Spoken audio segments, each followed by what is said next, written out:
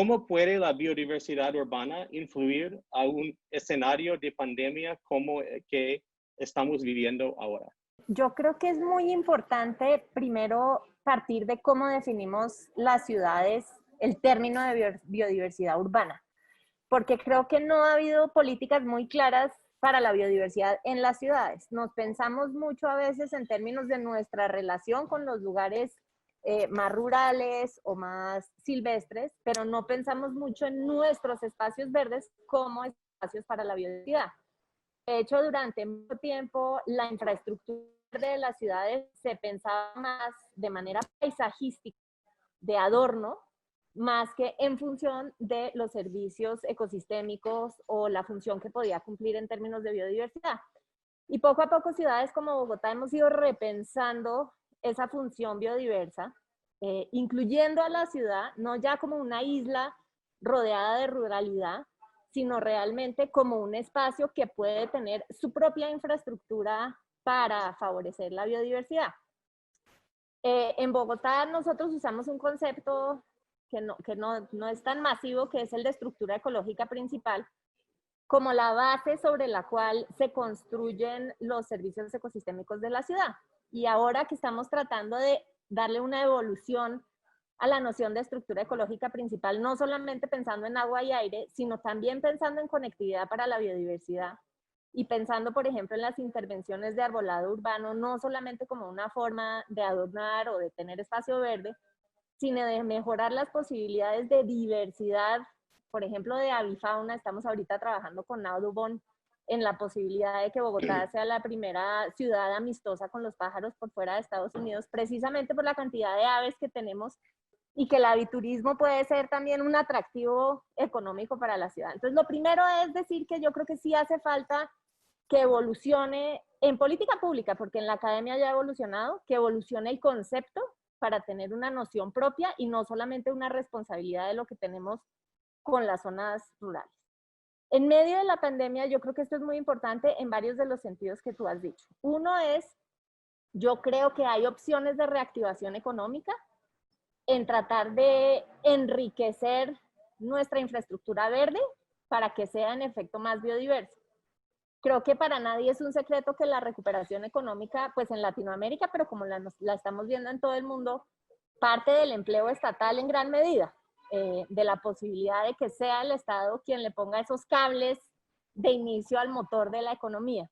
Y nosotros desde el sector ambiental en Bogotá estamos precisamente pensando de qué forma podemos generar empleo para la población más vulnerable en procesos, por ejemplo, de restauración ecológica en nuestros espacios naturales.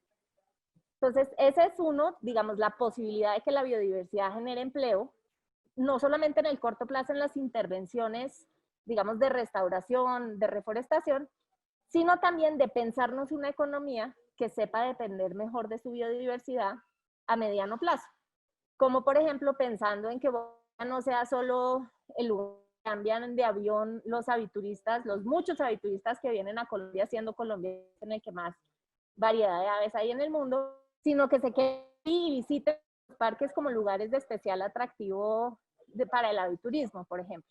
Entonces, pensar en estas opciones a mediano plazo es importante. Y la tercera es que yo creo que en tu introducción lo decías claramente, las personas están apreciando cada vez más los espacios verdes y tenemos que ver de qué forma lugares que quizás pensábamos únicamente para la conservación se ponen al servicio de ser espacios de recreación, ya sea pasiva o activa, para la ciudadanía. Nosotros, por ejemplo, tenemos una red de humedales, de wetlands en la ciudad, que han sido objeto como de una discusión muy polarizada sobre si debemos cerrarlos simplemente, digamos, para que cumplan con su función hidrológica y su función de servicios ecosistémicos, o si debemos abrirlos como parques urbanos. Y yo creo que tenemos que encontrar un punto medio, sobre todo en ciudades como Bogotá, en las cuales tenemos un déficit de espacios verdes y un déficit de árboles que pueden incluso afectar a la salud. Tenemos que repensarnos esos espacios verdes y también que la ciudadanía se repiense lo que es recreación, que uno no tiene que ir a un parque necesariamente a unos columpios o a una cancha de fútbol, sino que puede ir a un parque a ver pajaritos y a caminar. Entonces creo que esas serían las tres cosas que yo pondría sobre la mesa inicialmente. In terms of this first question about the way the biodiversity can influence the pandemic, I'd like to focus on specifically on health conditions, particularly asthma, high blood pressure, and obesity, which all we know can exacerbate the COVID-19 effects. Here in the United States, our National Institute of Infectious Disease expert, Dr. Anthony Fauci, has noted that in our Black community here, the mortality rate is about 2.5 times higher than the white community here. And he has pointed that this is in large part due to the underlying medical conditions of diabetes, hypertension, obesity, asthma, which all exacerbate and lead to the higher mortality rate. However, we do know there is evidence that urban biodiversity can help improve health, and I'll offer just 2 examples here.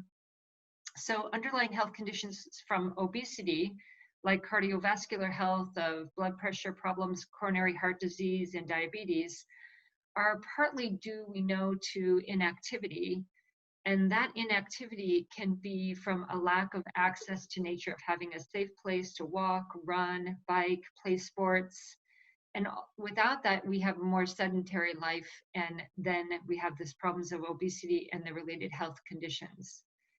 A second example is with respiratory health, problems such as asthma, which come from air pollution, which we know can be directly affected by urban biodiversity.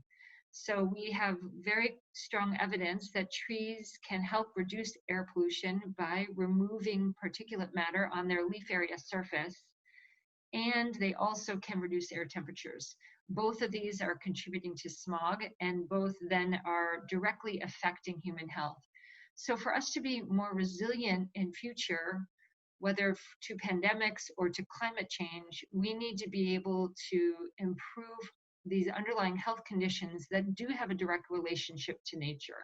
Definitivamente, como lo han mencionado Colleen, Carolina, Gregory, cuando hablamos de biodiversidad, hablamos de diversidad que nos permite tener resiliencia. Ahora en estos momentos de pandemia se ha hablado mucho de la resiliencia que necesitamos como sociedad para regresar a una normalidad, o más bien a una nueva normalidad, y cómo la diversidad biológica nos permite construir esa resiliencia en nuestros ecosistemas, que a su vez nos va a permitir a nosotros como sociedad regresar a esa nueva normalidad. En el caso de la Ciudad de México, nos hemos enfocado durante esta pandemia en generar campañas importantes de información para mejorar el vínculo de la gente en la ciudad con la biodiversidad. Quisiera centrarme en una de las influencias de la biodiversidad en esta pandemia, que tienen que ver con el conocimiento ciudadano hacia la biodiversidad y esta reconexión con la naturaleza. El hecho de estar confinados en nuestras casas nos ha permitido repensar la relación que algunos de nosotros tenemos o no tenemos con la naturaleza. Y como lo mencionaba ahora Colleen, estamos claros en que tiene un vínculo importante con la salud. Sin embargo, muchos de nosotros no lo vivimos hasta que estuvimos encerrados. Y la gente empezó a pedir de manera inmediata que se abrieran los parques, los jardines, los bosques urbanos, que tuvimos que poco a poco empezar a cerrar por las condiciones de la pandemia. En México apenas se levantó la Jornada Nacional de Sana Distancia hace un par de semanas, y vimos cómo se vino una cascada de interés y de gente saliendo a buscar de nuevo esos espacios verdes.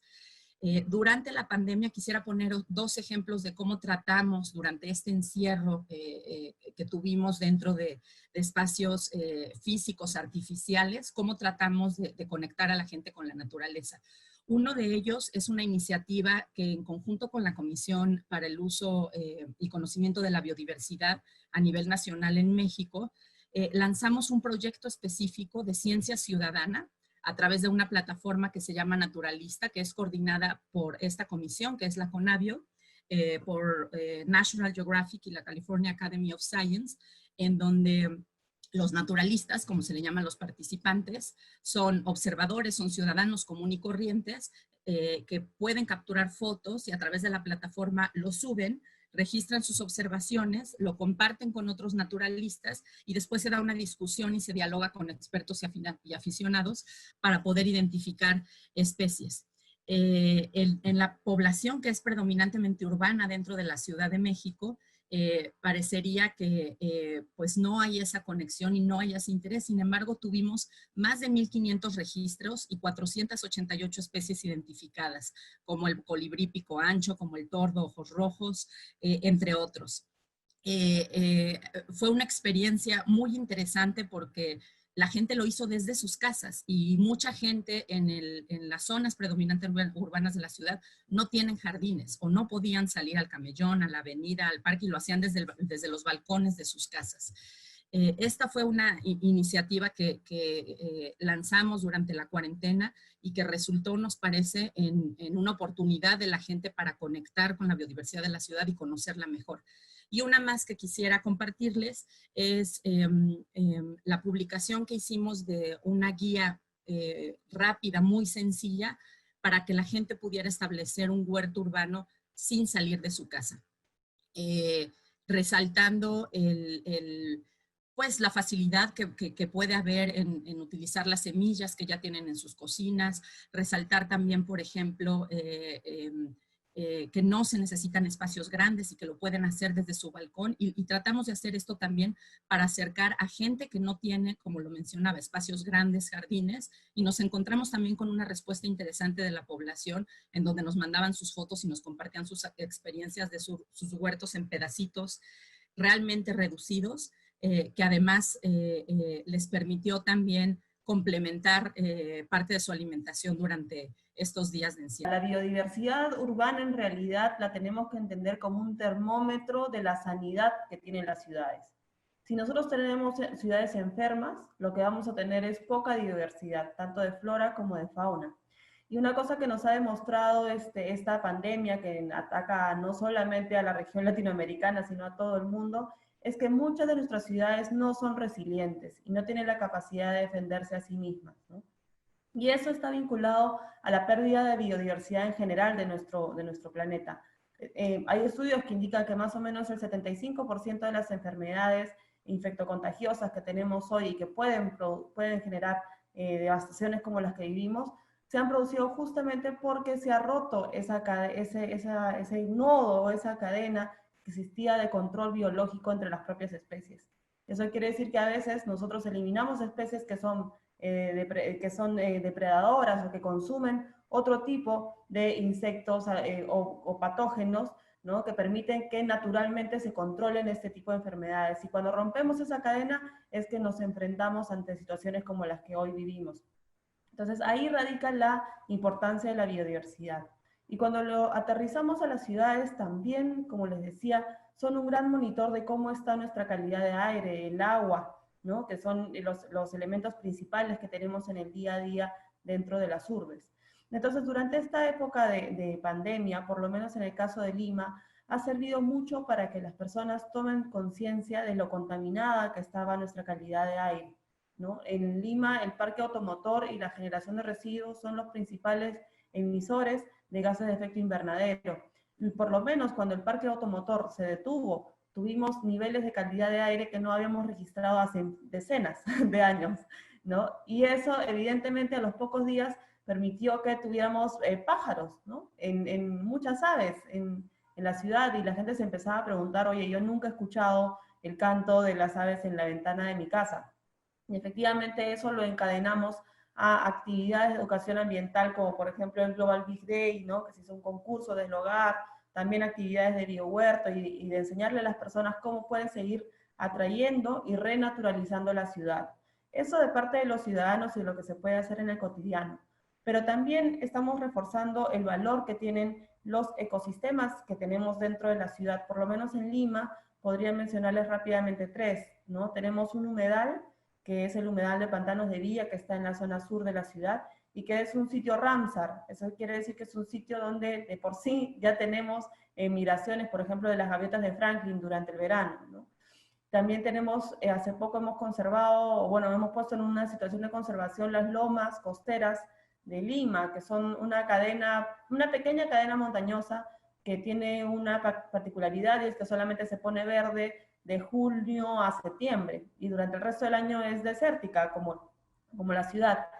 Y la gente no lo identificaba como que era un sitio especial de cuidado, ¿no? Sino era simplemente un espacio que a veces se ponía de color verde y tal. Entonces ahora lo estamos poniendo en valor y estamos tratando de articular un discurso que haga entender a las personas que no se trata solamente de poner parques y jardines bonitos en la ciudad, sino de generar conexión ecológica y conexión biológica, ¿no? Entre los diferentes nodos y espacios naturales que podemos tener, justamente para poder realmente tener una resiliencia como espacio urbano. Por cierto, no estoy segura de haberla entendido bien, porque no estoy segura de haber una relación clara entre las cuestiones de biodiversidad y la pandemia. Desde hace meses todo el mundo trata de analizar la situación con desde su propia perspectiva. Si es la naturaleza que se está vengando, si es la globalización, si la pandemia representa otras cosas también. Tomado de esa manera, no sé si uno puede responder esa pregunta, porque creo que la historia muestra que esto no es un accidente. O sea, si más bien hay que revertir la pregunta y hay que preguntarse si esta pandemia no podría ser útil para defender y desarrollar la biodiversidad en las ciudades. Y en ese momento la pregunta hay que hacerla así. Si uno piensa en lo que ocurrió en Francia enfrentamos un confinamiento muy estricto durante 2 meses y una gran parte de los franceses tuvieron que trabajar a distancia. Obviamente el teletrabajo es muy diferente según uno tenga una casa con jardín, un apartamento, o si el apartamento es grande o pequeño, es muy diferente si uno vive en la ciudad o en el campo, es muy diferente si uno tiene niños, nietos, niños que van a la escuela o no, pero igual hay una serie de encuestas que se hicieron respecto a estos 2 meses y todas estas encuestas nos indican 2 o 3 cosas que son muy interesantes. La primera es que más del 50% de los franceses finalmente no les molestó para nada teletrabajar y les gustó bastante el lugar en donde vivían. Y lo segundo interesante fue ver que el motivo principal de la satisfacción de las personas es que ya no tenían que desplazarse para ir a trabajar. O sea, que ya tenían necesidad de pasar 1 o 2 horas en las grandes ciudades de América Latina. Eso se conoce muy bien, sobre todo en México. O sea que ese fue un gran tema de satisfacción. Y otro tema que surge sobre todo es que lo que más les gustó fue el acceso a la naturaleza. El hecho que durante 2 meses, pues como no podían salir de su casa, pues se observa que igual la gente que más satisfacción sintió son los que tienen un balcón, un jardín, una terraza. Pero igual en Francia hay personas están pensando que quizás deba hacerse obligatorio cuando se construye una edificación incluir una terraza, jardín o balcón. Entonces si la cuestión de teletrabajo persiste, pues la relación entre los habitantes y sus zonas va a cambiar. Va a haber una presión entonces suplementaria de parte de los habitantes para que haya más acceso a la naturaleza y por lo tanto más biodiversidad. Ahora bien, esto no es revolucionario lo que estoy diciendo, pero quizás finalmente habrá tal presión de parte del pueblo que todo lo que nos han prometido desde hace años, los gobiernos, los promotores, las ciudades verdes, nos prometen lugares al aire libre, etcétera, grandes árboles, etcétera. Quizás en el futuro, mañana, gracias al confinamiento, gracias a esta pandemia, habrá un esfuerzo mucho mayor a favor de ciudades más verdes, de mayor biodiversidad. En Francia, por ejemplo, la primera decisión que tomó nuestro primer ministro fue decidir que se abrirían créditos de $1.000 millones destinadas a aquellas comunidades que fueran a hacer inversiones verdes. El segundo elemento interesante también es que estamos viendo que está volviendo otra vez la noción de cero artificialización neta, llamada ZAN en francés. O sea, que si nos comprometemos a no consumir, o sea, a consumir más en función de la naturaleza. O sea, que se está tratando de evitar reducir y compensar. Tenemos una ley sobre biodiversidad en Francia que se ha visto acompañada de un objetivo de ZAN. Y hoy en día el objetivo es para el 2050, pero puede ser que en los próximos meses veamos más y más iniciativas muy fuertes a favor de la biodiversidad. Ahora bien, soy optimista Pero veo ahí un bemol, y es que en todas las ciudades hay una aspiración, sí, a ciudades más verdes, menos densas, pero si mañana tenemos ciudades menos densas, es evidente que una vez más vamos a consumir tierras porque el Estado no nos lo podrá dar. O sea, tenemos 20.000 hectáreas cada año que se usan para urbanización, sea vivienda u otra cosa. Entonces, quizás esté siendo optimista, pero optimista moderada. ¿Qué son los ecosistemas urbanos y cómo se diferencian de los otros y cómo se diferencian entre ciudades? Between urban ecosystems and other ecosystems, I want to begin by talking about in what ways are they similar first. So we can see, like in this image, in all ecosystems, there are living organisms, such as plants and animals, and non-living environmental factors, like you see here, geologic features, soil, water, climate, in a specific area. What makes urban ecosystems unique is simply the predominance of buildings and people. So trying to get my spot, there you go. So this is where I live here in New Haven, and really the cities as an ecosystem, you realize that ecological processes are still happening. Whether you're in a rural area or an urban area, you still have photosynthesis or the water cycle or nutrient cycling. These all still happens in cities. What distinguishes cities from other types of ecosystems is simply this presence of people and the built environment. But when we think about biodiversity in cities or all living organisms, we often think about them across different spatial scales or in patches. So like in this illustration, we can see a large patch here of Central Park. We can also think of them in very small patches like this rooftop garden, or in green corridors like that can be supporting the pollinators and migratory bird pathways. We can also think of them here. This is another picture of New Haven, looking at using a kind of bird's eye view of the urban forest. So thinking of not just individual trees, but when you look down on a city, you can see their connections. And think about that relationship of the tree canopy and our coastline, where you can see on the left that we're on the coast here in the east. So the relationship to the water. We can also think about reconstructed nature. So here are two examples, one from Berlin, an airport that is now, through a referendum, being protected to be reused as a park. And also on the image on the bottom, this is the Fresh Kills landfill in New York, which is also being converted to parkland. Both of these patches are larger than Central Park. So they can, this reconstructed or reused transformation can bring a lot of new ecosystem services to cities. I'm sorry very much this is in English, but what I want to show here is that initially ecologists ignored cities. So I have on the left a column of ecological concepts and how ecologists would try to understand how the ecosystem functions and look at how the interactions and flows of maybe something like a nutrient like nitrogen. But we also have on the other column maybe an urban counterpart. And given the complexity of an urban ecosystem, we need to have counterparts from sociology, demography, urban planning, engineering, and more to work with the ecological concepts to understand the complexity in the city. The second part of your question, Greg, is and how do cities differ? So I'll say first that cities differ in part based on where they're located and their history. So by the location, I mean they could be in an arid area or a temperate zone, and that greatly affects the differences you find, and also their history.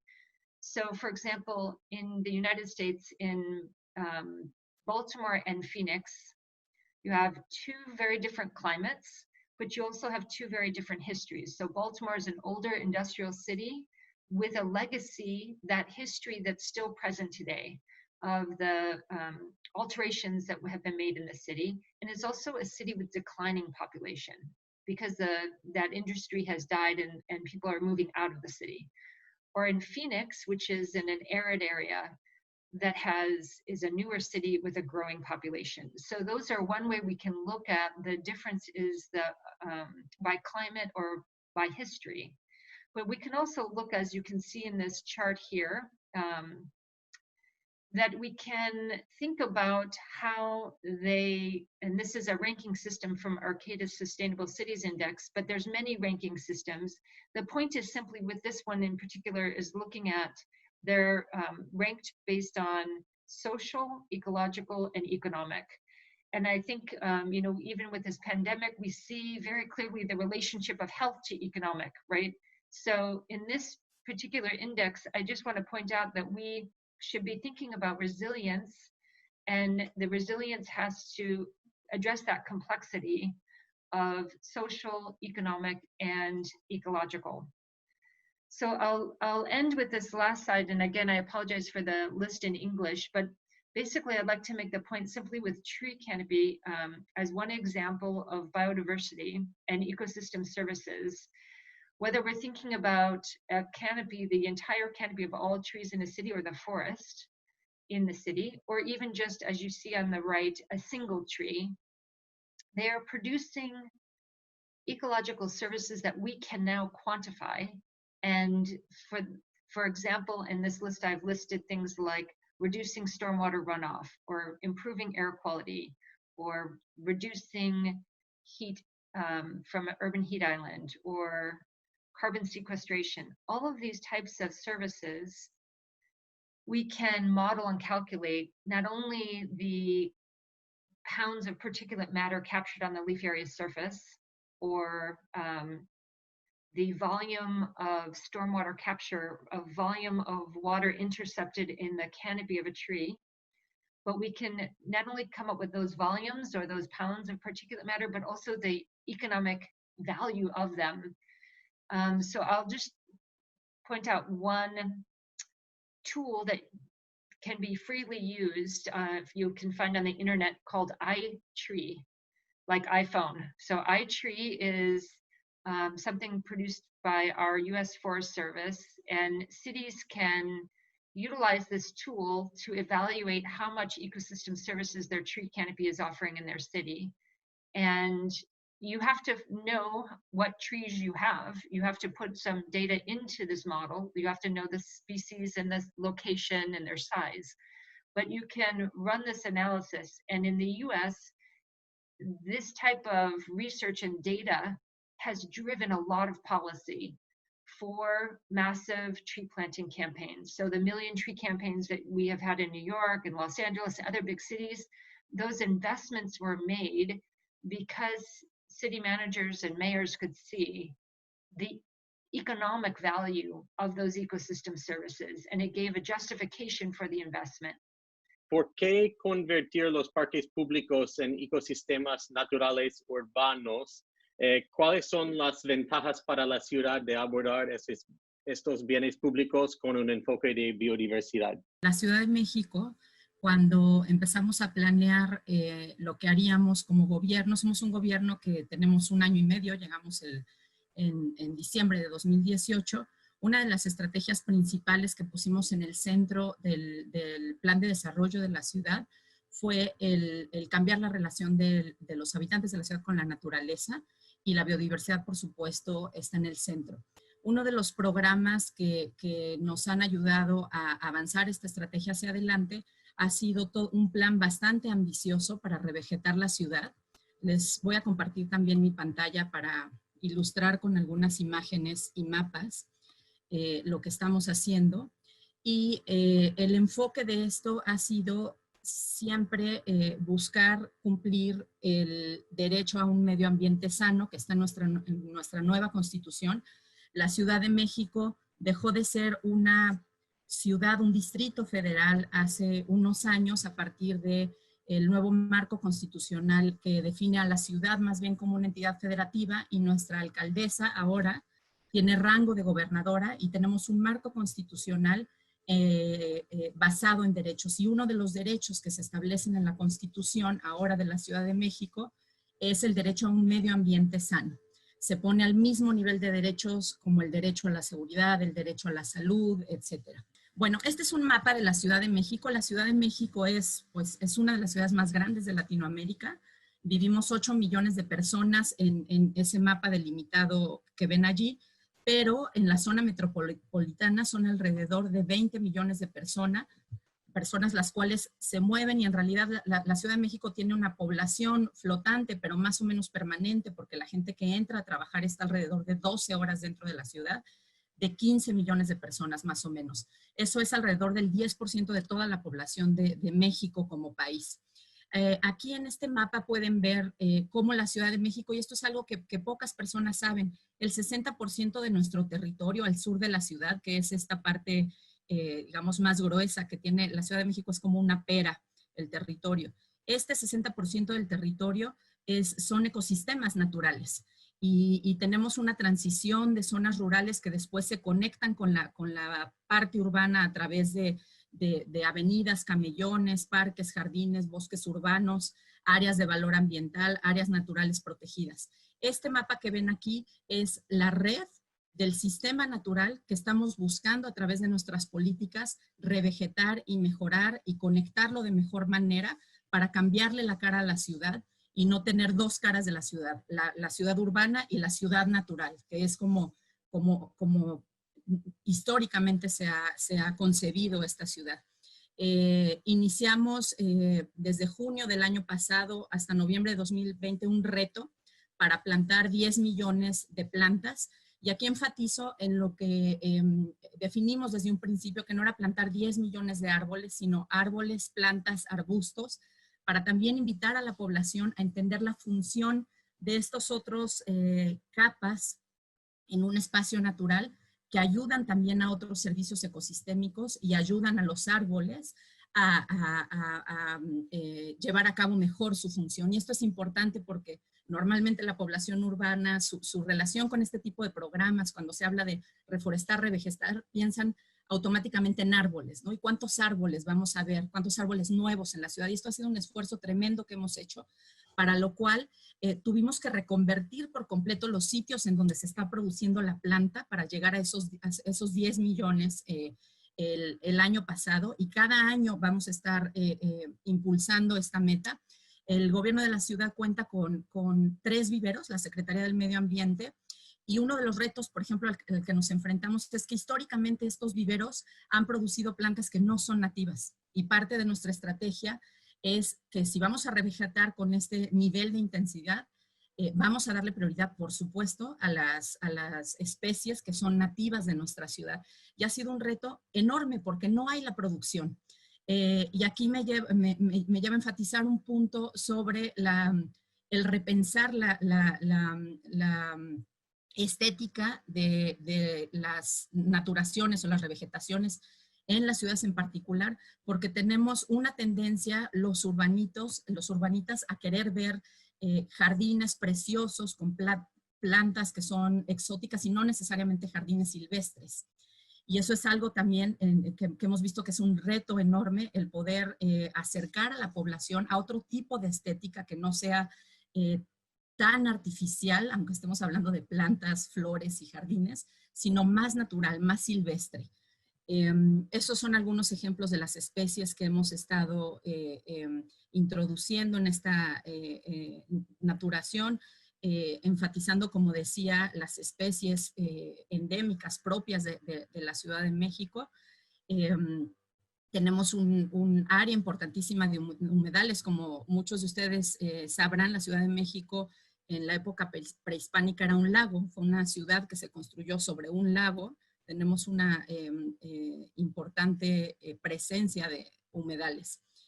Este reto verde invitó a la población, no solo fue un esfuerzo que nosotros hicimos, sino fue un esfuerzo en donde invitamos a la población, a las empresas a sumarse de distintas maneras, a adoptar, por ejemplo, un espacio. A los ciudadanos lo que los invitamos es a que adoptaran un espacio cercano, y nosotros como Secretaría proveíamos la planta.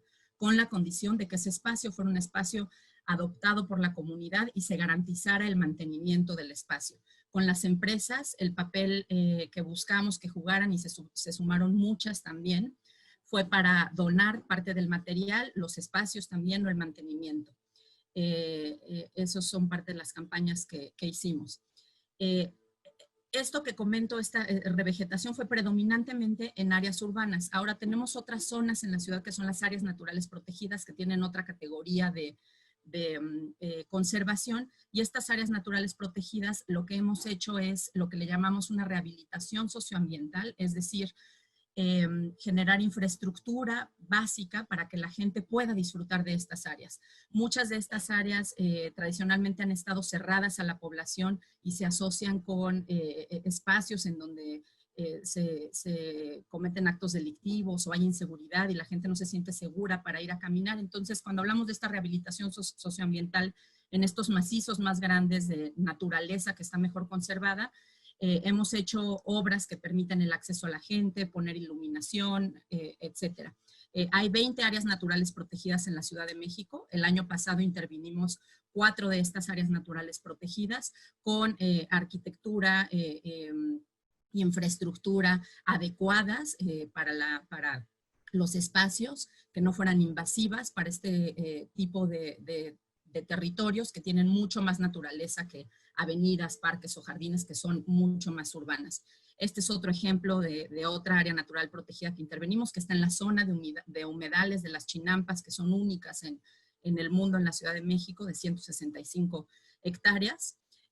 Tenemos también otra categoría de conservación que son las áreas de valor ambiental y que son sobre todo barrancas en el poniente de la ciudad, y que, por ejemplo, en este caso la accesibilidad es mucho más limitada para los pobladores por el tipo de orografía que hay. Y aquí las acciones se han enfocado a restauración de taludes, a limpieza de residuos de cauces y laderas. Aquí el tema de los residuos ha sido un problema enorme, porque como la orografía, pues las laderas tienen pendientes, muy fácil ir a tirar residuos de cualquier tipo de residuos de la construcción. En la Ciudad de México se producen 13,000 toneladas de residuos sólidos urbanos y 13,000 más, casi lo mismo, 14,000 toneladas de residuos de la construcción, y lamentablemente muchos de los lugares a donde van a parar estos residuos son las barrancas del poniente de la ciudad. Entonces hemos hecho este trabajo para recuperar. Dentro de esta estrategia de revegetación también hemos buscado recuperar los pocos ríos abiertos que quedan en la Ciudad de México, porque hablando de esto que comentaba Colín, de la historia de las ciudades y cómo difieren, pues sí, efectivamente en la Ciudad de México lamentablemente hubo decisiones en la historia de la ciudad que llevaron a entubar ríos y canales y cuerpos de agua por esta idea de que entubar los ríos tenía que ver con una mejor sanitización y una mejor, con modernidad, con progreso, y ahora estamos tratando de revertir lo que en algún momento se hizo. Todavía hay ríos vivos dentro de la Ciudad de México y estamos trabajando también para recuperarlos. Este es un ejemplo el Canal Nacional, era un canal prehispánico desde el tiempo de los aztecas que se utilizaba para comerciar los productos de este sistema de producción que se llama las Chinampas hacia el centro. Y lo que se hizo, ese era un canal que estaba bardeado, con muy mala calidad del agua. Tiramos las bardas y es un canal que conecta a 3 alcaldías en la Ciudad de México y que va a permitir la conexión de un lado del canal en donde el nivel socioeconómico y el estilo de vida de las personas es un nivel mucho más alto que el del otro lado del canal, y ahí hubo un esfuerzo muy importante para hacer todo un proceso comunitario, porque había gente, y bueno, esto viene en una pregunta más adelante, del lado que tienen un nivel socioeconómico más alto, que no quería que se tirara la barda del otro lado del canal, porque pues finalmente esto va a conectar y va a unir a muchas colonias de vecinos con distintas características. Ahí hay más fotos de lo que estamos haciendo en esta zona chinampera, que es esta zona de humedales, en donde hemos visto ya cómo han llegado más especies, como pueden ver ahí en la foto de abajo. Este es un bosque urbano, que es el bosque de Aragón, que es uno de los que cerramos cuando estuvimos en la jornada de sana distancia y de cuarentena, que tuvo un impacto importante en la vida de la gente que vive allá alrededor y nos pedían abrirlo lo más pronto posible. ¿Cómo usa la biodiversidad para adaptar Lima al cambio climático, sabiendo que Lima está en una zona bastante árida y tiene sus características? Efectivamente, como bien dices, Lima es una ciudad desierto, ¿no? Y tiene con ello características especiales sobre la biodiversidad que podemos encontrar en este espacio. Hay una construcción, un imaginario colectivo sobre cómo deben ser las áreas verdes, ¿no? Y esperamos que los espacios verdes, los espacios naturales estén llenos de gras, ¿no?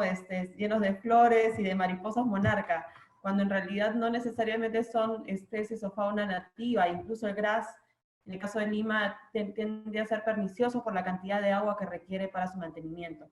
Entonces, hay una parte muy importante de poder reconectar a las personas con la biodiversidad natural o nativa, ¿no?, de la ciudad, y entender que somos una ciudad desierto, y hacia eso tenemos que focalizar cuál es nuestra fauna y cuál es nuestra flora. Ahora, como estrategia, la biodiversidad es súper importante para la provisión de servicios ecosistémicos urbanos, ¿no?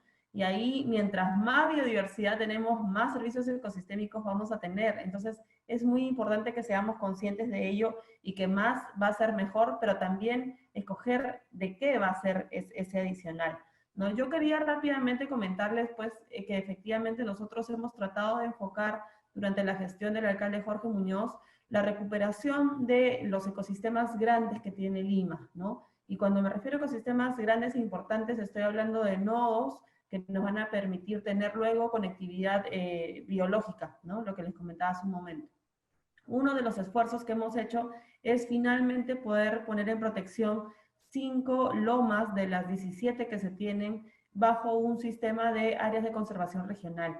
¿Qué quiere decir eso? Hemos puesto estas lomas bajo la administración directa del Estado y de la Municipalidad de Lima, para poder hacer un sistema de protección y evitar que sigan siendo invadidas, ¿no?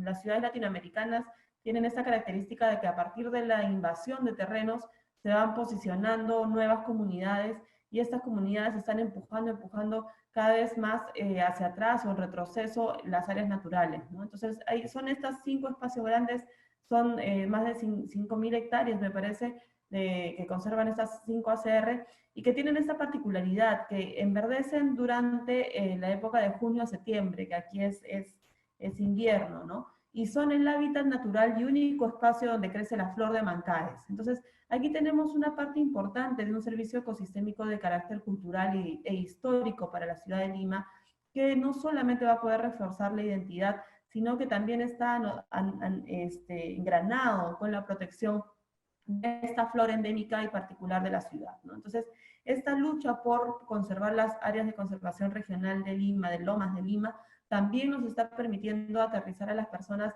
la importancia que tienen las áreas verdes para controlar la humedad de la ciudad. En Lima tenemos un problema, que es, tenemos a veces en invierno niveles de hasta 98% de humedad en el espacio, y eso genera muchísimas enfermedades respiratorias en la población, que además es la población usualmente más vulnerable, ¿no?, de nivel socioeconómico menor. Entonces, el poder tener áreas verdes que nos ayuden a controlar esa humedad y los niveles de contaminación resulta algo vital y primordial para los planes de sostenibilidad de Lima, ¿no? Y otro espacio donde también hemos puesto mucho esfuerzo por la conservación es el humedal de Pantanos de Villa. Este humedal es un gran sumidero de emisiones de CO2. A veces no somos conscientes de la importancia que tienen las fuentes de agua, los espejos de agua, en la captación de emisiones de CO2. Entonces, este humedal ya estaba en una situación de conservación. Les mencionaba hace un momento que es un sitio Ramsar, y algo que ha salido en prensa, incluso internacional, es que durante la pandemia hemos tenido, por ejemplo, dentro de la zona costera y los humedales de pantanos, una gran cantidad de fauna que no es propia de acá, pero que sí toma el humedal de pantanos como una zona de migración, ¿no? Tenemos las gaviotas de Franklin, tenemos flamencos. Alguien diría, ¿qué hacen en Lima algunos flamencos? Bueno, el poder tener un humedal activo, vivo, permite que este tipo de especies también lleguen acá, y que además estén en contacto con las especies nativas, ¿no? Y eso genera un enriquecimiento también genético bastante importante. Y finalmente, el tercer gran espacio de ecosistema donde estamos trabajando son los 19 parques zonales y metropolitanos que tiene la ciudad de Lima. Estos son grandes áreas verdes, ¿no? Con mucha cantidad de árboles y que tienen un enfoque de poder proveer de entretenimiento, ¿no? Y educación ambiental a la ciudad. Y estos parques zonales están ubicados además en las áreas estratégicas donde tenemos población de niveles socioeconómicos C o D, y que muchas veces por la desorganización o la forma inadecuada como ha crecido nuestra ciudad, sin una planificación, sin un orden, no tienen directamente parques o áreas verdes o alamedas donde pueden tener cerca naturaleza, ¿no? Entonces la estrategia de poder tener esos 19 parques metropolitanos activos es que de todas maneras dentro de la ciudad, en una ciudad tan grande como Lima, podamos tener estos pulmones importantes para poder seguir construyendo una mejor ciudad, ¿no? Entonces, esos tres espacios son los que nosotros hemos tratado de reforzar para poder fortalecer la biodiversidad y ante ello trabajar en los diferentes retos que nos trae el cambio climático, porque para la zona de Lima, para la ciudad de Lima es la calidad de aire, es la escasa cantidad de agua que tenemos, ¿no? Y los problemas en la salud que ambos factores pueden tener en nuestra población. ¿Qué instrumentos de planificación permiten una gestión de los espacios verdes en favor de la biodiversidad? En Francia tenemos un arsenal jurídico bastante importante en esta materia. Tenemos en primer lugar documentos de ordenación territorial. Tenemos dos, uno que se llama el esquema de coherencia territorial que abarca casi al nivel de la región de Francia, o sea, es un territorio bastante más grande que las metrópolis, y al nivel de las ciudades tenemos el Plan Local de Urbanismo. Son documentos de urbanismo que se imponen a todos.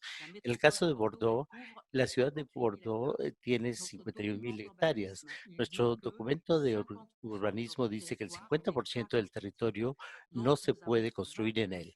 Tenemos 29.000 hectáreas en las que no podemos construir en Bordeaux. Todo esto depende de la naturaleza del clima y del suelo. En Burdeos es como en México, estamos en una zona inundable y hemos decidido que esas zonas no se puede construir en ellas. Esos son los documentos de base, garantizan que haya una limitación en la dispersión urbana. El segundo tiene que ver con los ríos. Tenemos unos ríos que tienen una flora y una fauna muy particulares porque hay una planta que solamente crece en las orillas de 3 ríos del mundo. O sea que todas estas especies son protegidas por un documento que llamamos Natura 2000 y no tenemos derecho de hacer ni siquiera una explotación agrícola de esas zonas. Son muy protegidas. Por otra parte, tenemos un número bastante grande de documentos que se aplican a esas zonas en las que no se puede construir, porque no es suficiente con no construir. Hay que evitar que los bosques se talen, darles mantenimiento a esas zonas, etcétera.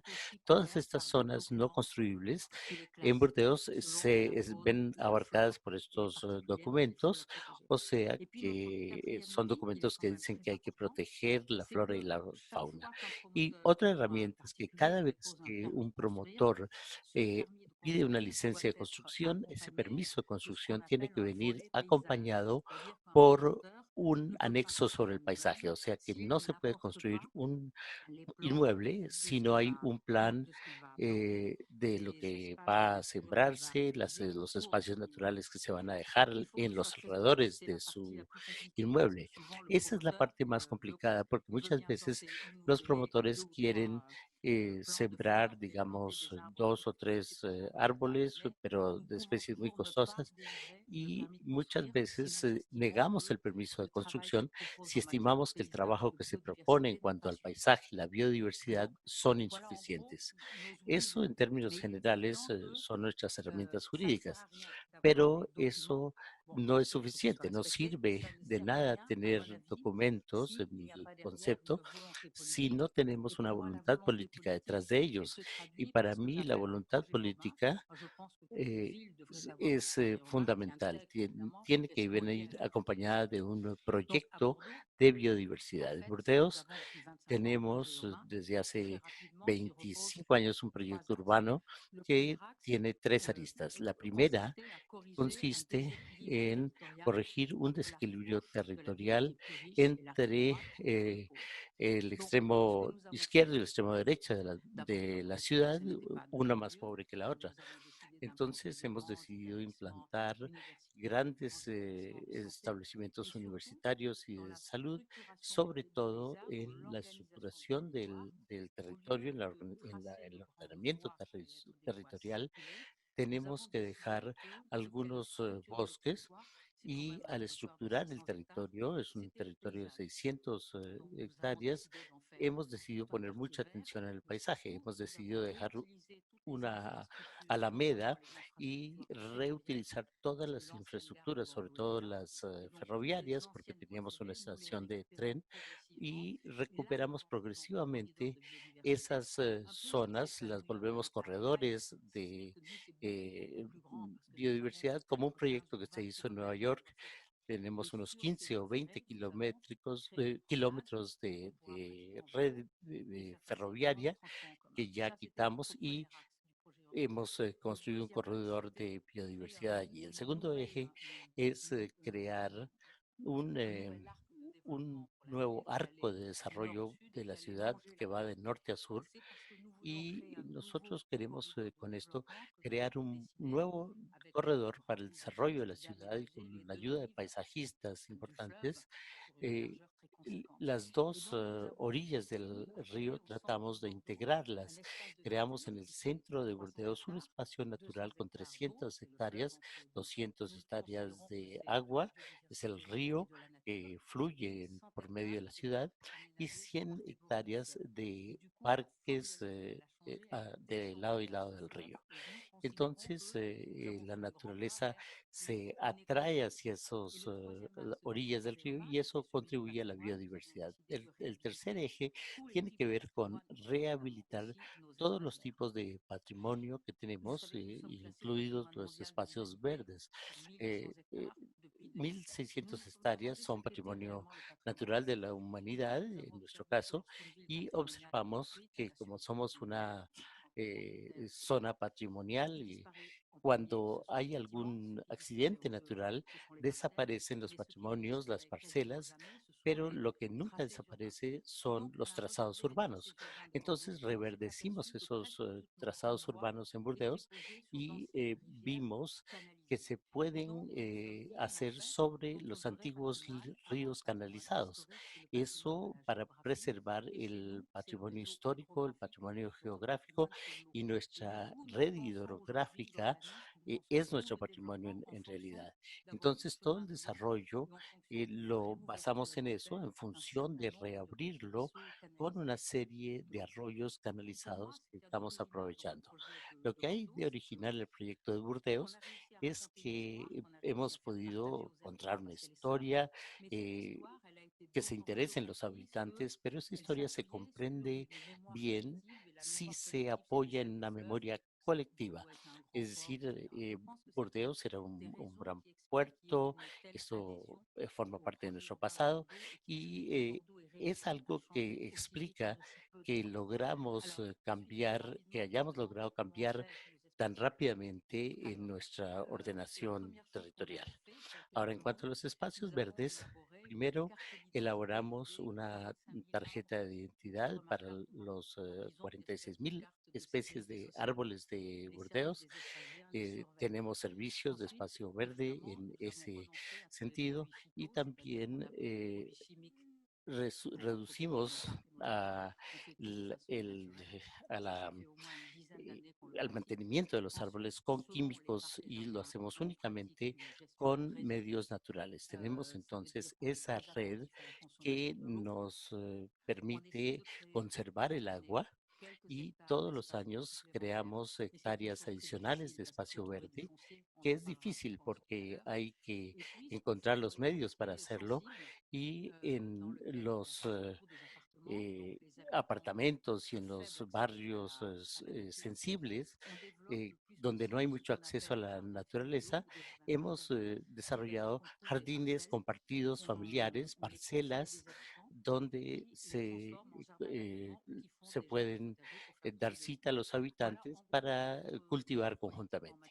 Esa es nuestra política en cuanto a los espacios verdes. ¿Cómo puede la región prepararse para una recuperación verde post-COVID-19?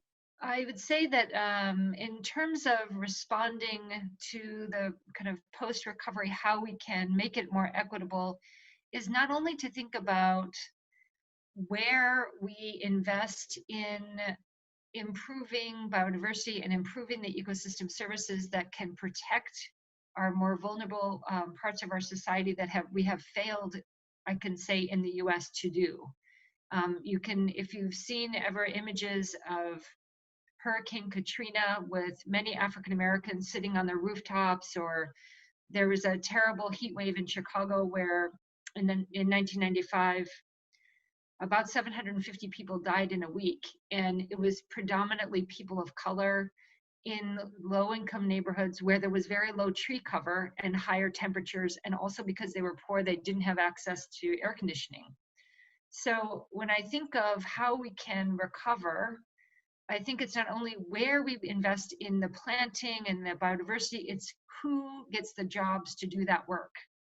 And I can say in the US, where we also have, you are, I'm sure, very well aware of the racial injustice in our history in this country. One of those also relates to mass incarceration. And we, in the last 10 years at the university, have hired people as they are leaving prison to do green infrastructure jobs.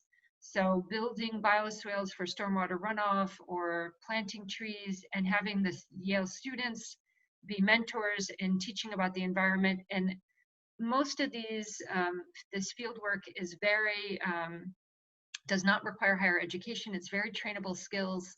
And I would say that if we want to work on a future for climate justice, we have to also think about the pathway out of poverty.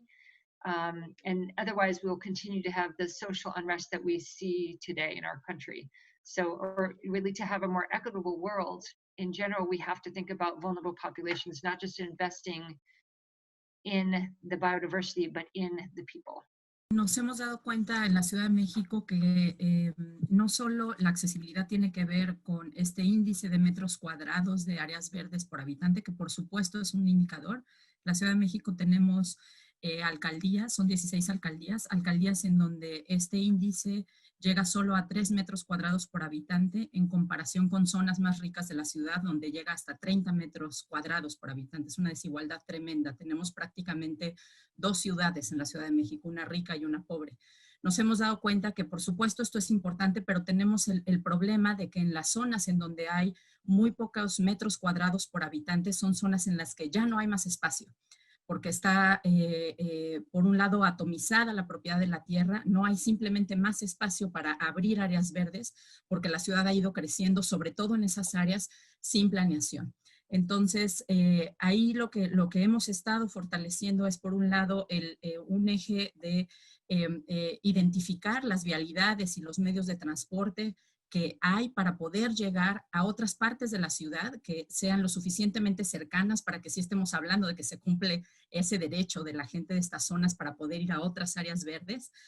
Por un lado el transporte, por otro lado la funcionalidad, es decir, qué tanto existen estos elementos de equipamiento y el estado de equipamiento que haya, por ejemplo, bancas, sombras, condiciones de seguridad para que la gente pueda realmente acceder a estas áreas. Que haya, por ejemplo, infraestructura para accesibilidad universal, pensando en todavía los más vulnerables que tienen algún tipo de discapacidad y los beneficios sociales y ambientales que esto representa. Para prepararnos para una recuperación verde, identificamos, pues, por supuesto, el construir esta nueva relación con la naturaleza, el reactivar economías locales, por ejemplo, a través de la peatonización de las calles alrededor de los mercados, impulsar los huertos urbanos y los periurbanos, fortalecer los microcentros de las ciudades. La Ciudad de México tiene muchas ciudades dentro de la ciudad, el poder generar cadenas cortas entre los productores del suelo de conservación que están protegiendo la agrobiodiversidad con los consumidores de la ciudad. El 80% de los alimentos que se consumen en la ciudad son importados de otras partes fuera de la Ciudad de México, cuando hay un suelo importante rural en donde se producen alimentos. Sumando a todo lo dicho por Leticia de México, que también lo estamos trayendo a Lima, y de hecho, como les comentaba, también la gran inequidad social que hay en nuestra ciudad también se refleja en la accesibilidad a las áreas verdes.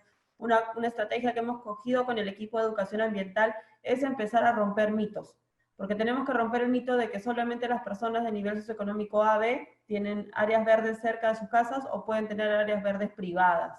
Entonces, ese mito lo estamos tratando de romper y tratamos de llegar a la población de niveles socioeconómicos medios o bajos con ideas prácticas de cómo pueden tener áreas de verdes privadas. ¿Cómo? Empezamos con la composta, ¿no? Tratamos de llegar a todos empecemos a compostar en casa para poder tener nutrientes que nosotros mismos producimos y no tenemos que comprar. Luego, sembremos en casa biohuertos, ¿no? Plantas pequeñas que podemos consumir, porque esta relación que hacemos entre lo que es económicamente viable y factible para una familia y lo que es el tiempo que le va a destinar al cuidado de esas áreas verdes, tienen que hacer conexión para que las personas se interesen y lo hagan.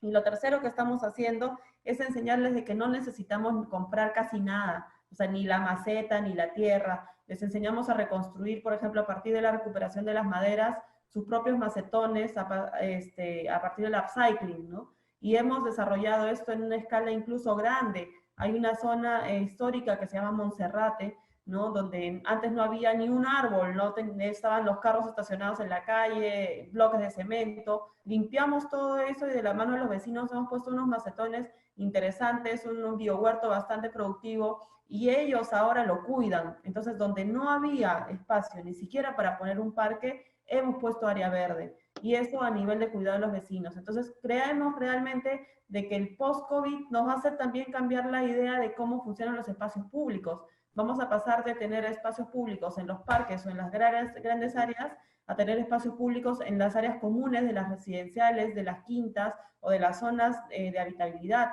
Entonces, llevemos el verde a esos espacios, a esos nuevos espacios públicos, ¿no? Creo que ese es el gran reto post-COVID que tenemos las ciudades. Pienso que hay que separar. Hay varias situaciones distintas en las ciudades.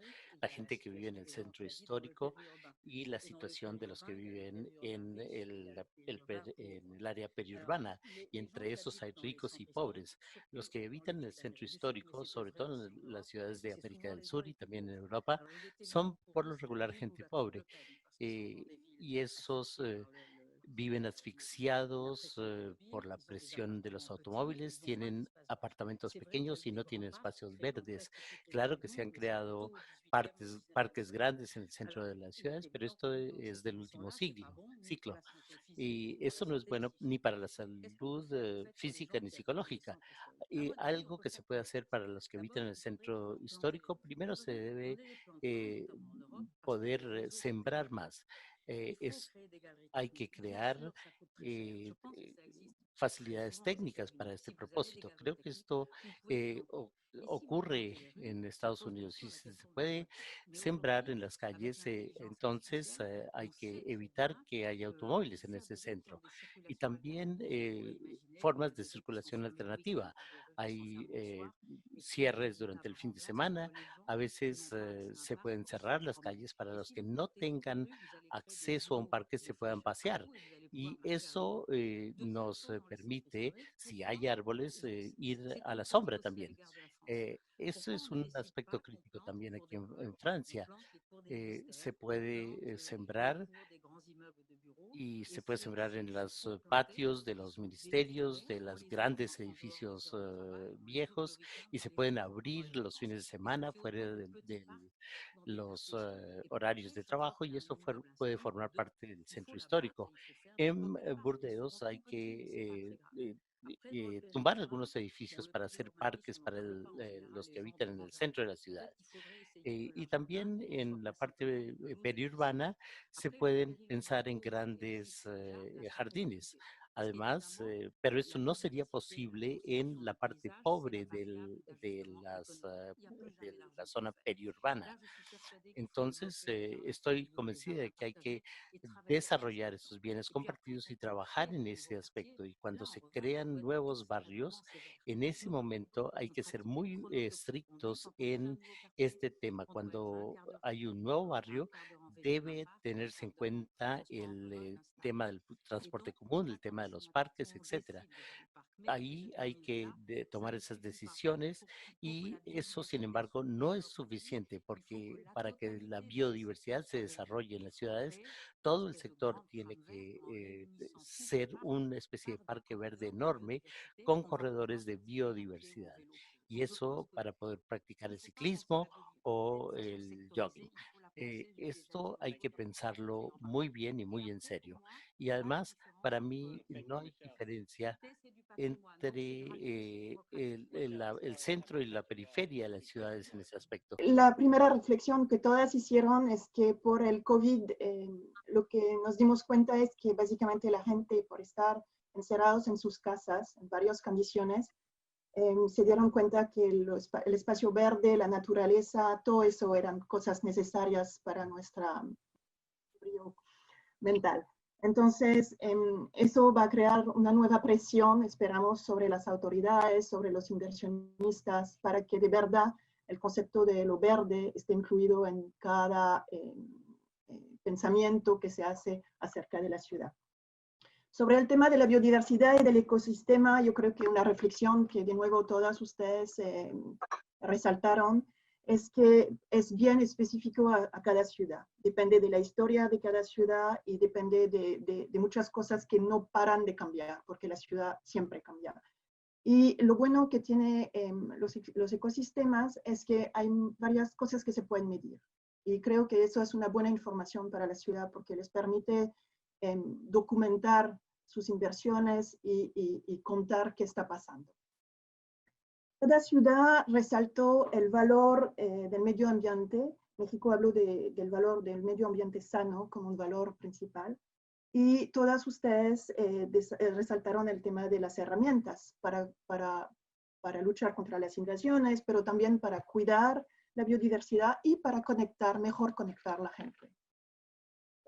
Creo que un tema también que me pareció muy importante es que las conclusiones de todas ustedes es que la naturaleza es parte del patrimonio y de la memoria colectiva de la gente en una ciudad. Entonces crea unidad, crea inclusión.